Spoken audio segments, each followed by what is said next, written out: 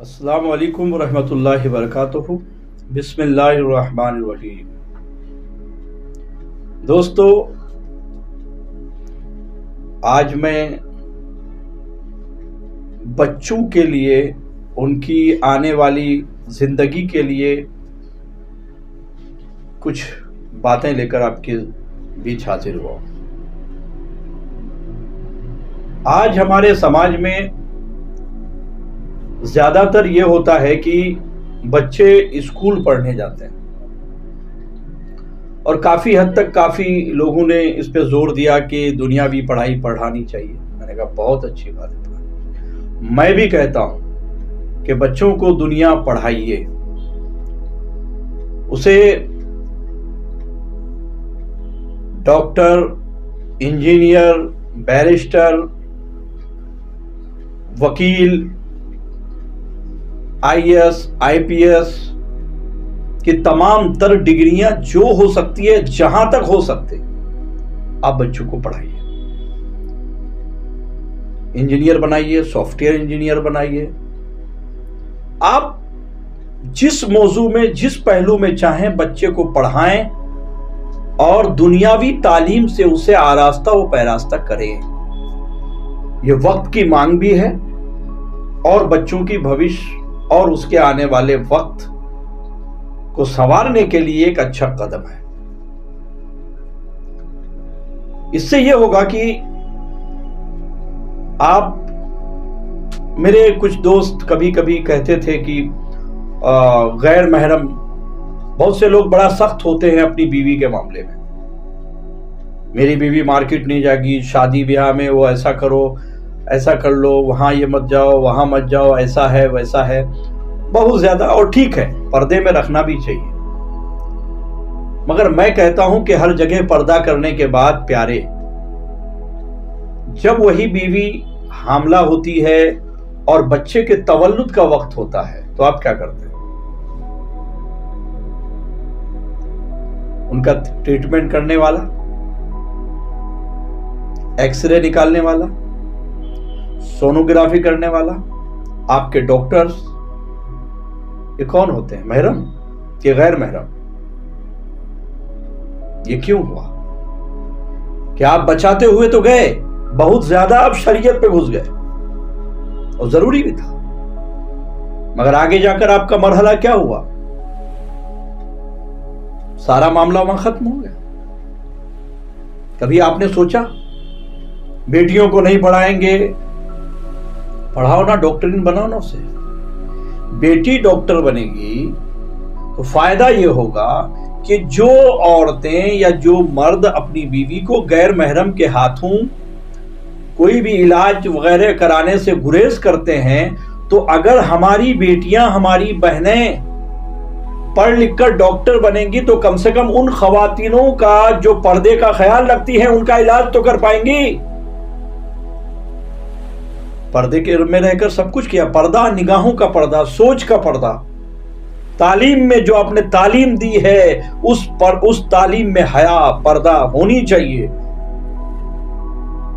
یہ سماج کی بہتری ہے۔ ہر معاملے میں، ہر ڈپارٹ میں، ہر سیکشن میں اگر ہمارے بچے، ہماری بچیاں پڑھ لکھ کر سماج میں کام کریں گی تو ایک اچھا سماج بنے گا۔ اور اس کے ساتھ ایک اور بات ہے، وہ یہ ہے کہ اس کے ساتھ ہی دینی تعلیم بھی دیجیے، اس کے ساتھ دینی تعلیم بھی ضروری ہے۔ وہ اس لیے آج بچوں کو پڑھانے کی بات آتی ہے تو لوگ کہتے ہیں حضرت بچے پر بڑا بوجھ ہے، ٹیوشن سے آتے ہیں، یہ کرتے ہیں، وہاں سے آتے ہیں، وہ کرتے ہیں، یہ سبجیکٹ وہ سبجیکٹ، بچے کو فرصت نہیں ہے۔ پھر دین کب پڑھاؤ گے؟ دیکھیں گے کبھی، میرا بچہ تھک جاتا ہے۔ دین کے لیے آپ کے پاس آدھے گھنٹے کا سمے نہیں ہے، مگر دنیا کے لیے بہت کچھ ہے، سمے ہی سمے۔ اس کے علاوہ دنیا پڑھانے کے لیے آپ 2000، 2500، لاکھ، 1.25 لاکھ، 25,000 ڈونیشن، پڑھائی سب کچھ کرا سکتے ہیں، مگر وہیں آپ کے بچوں کو اسلام پڑھانے کے لیے 100 روپے کی کتاب کی بات آئے گی تو آج کل کر کے مہینوں سالوں گزر جاتا ہے۔ حافظ صاحب، مولانا صاحب نے سوچا چل ہمارے ادارے میں نہیں آتے، ہمارے مکتب میں نہیں آتے، تو ہم ہی اللہ کے نبی صلی اللہ علیہ وسلم کے نائب ہونے کی حیثیت سے، غلام مصطفیٰ ہونے کی حیثیت سے ان کی گھروں تک ہم پڑھا کے آئیں۔ جب یہ علماء کرام آپ کے گھر پڑھانے آتے ہیں، دین سکھانے آتے ہیں، تو کئی مہینے ہو جاتے ہیں، آپ ان کو تو فیس بھی نہیں دیتے۔ حالات ٹھیک نہیں ہیں۔ پتا چلا بچے کا برتھ ڈے ہوا تو 60,000 خرچہ کر دیا۔ مولانا صاحب کی فیس 500 روپے، 200 روپے، 150 روپے ہی ہے، مگر مولانا صاحب کا 2 3 مہینے کا فیس دینے کا پیسہ نہیں، وہی برتھ ڈے میں 60,000 روپے خرچ ہو گیا۔ وہیں اور فنکشن میں آپ دیکھ لیجئے کہ سالگرہ میں 35,000 کا خرچہ ہو گیا۔ ہر ہفتے ہوٹل جانا، کم سے کم 1200 1300 1500 کا بل بنا کے گھر آتے ہیں، شاپنگ مال جاتے ہیں، ہزاروں روپے خرچ کر کے آتے ہیں، سب جگہ پیسہ ہے، مگر افسوس کہ دین کے لیے آپ کے پاس پیسہ نہیں ہے، دین پڑھانے والوں کو صحیح فیس دینے کا پیسہ نہیں ہے۔ یہی تو سماج کی مجبوری ہے، یہی تو دکھ کی بات ہے کہ دین آپ کے گھر تک چل کے آیا، مگر آپ نے اس کا احترام نہیں کیا، اور دنیاوی تعلیم کے لیے آپ کہاں سے کہاں بھاگتے رہے۔ میں نے کہا نا پہلے ہی کہ دنیاوی تعلیم بھی ضروری ہے، مگر ساتھ میں دینی تعلیم بھی ضروری ہے۔ بس آخر میں ایک بات ضرور کہنا چاہوں گا کہ مکہ میں ایک شخص تھا جو علم کی بدولت سردار تھا۔ مکہ میں ایک شخص تھا جو دنیاوی علم اتنا پڑھ چکا تھا کہ وہ ابو الحکم کہلاتا تھا۔ دنیاوی علم اتنا تھا کہ وہ سردار قبیلہ ہو گیا، ابو الحکم بن گیا، مگر دین کی بات آئی تو وہیں جب دین کی تعلیم سے منہ موڑا، دین محمد صلی اللہ علیہ وسلم کی تعلیمات سے منہ موڑا، تو وہ اپنے وقت کا سردار، اپنے وقت کا ابو الحکم، جانتے ہیں کیا خطاب پایا؟ ابو جہل کہلایا۔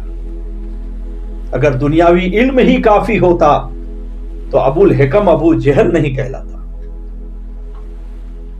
اگر بات سمجھ میں آئی ہو تو اتنا کافی ہے۔